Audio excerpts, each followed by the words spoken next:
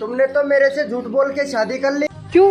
क्या झूठ बोल दिया? तुमने तो बोला था कि तुम्हारे पापा सबसे बड़े गांव के आदमी हैं। हाँ तो क्या गलत बोला?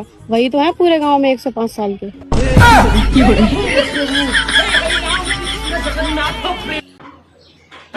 मम्मी, हाँ, इंग्लिश का मास्टर की फीस दे दे। यह बात इंग्लिश में बोल रहे बता। मैंने पहले किया तो मुंह पढ़ना में कतई इंटरेस्ट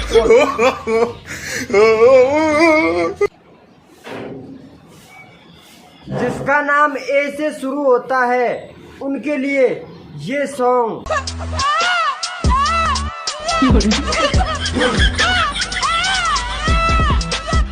अब मैं तुम्हारे साथ नहीं रह सकती, मैं जा रही हूँ घर छोड़ के। अरे रुक जा यार, मुझे पता था तुम भी मेरे बिना नहीं रह सकते। बात वो ना है, अभी ट्रेन 1 घंटा लेट चल रही है, नहीं मैं खुद चलकर छोड़ के आता। इसकी माँ का भोला चेहरा। कौन है ये पागल आदमी?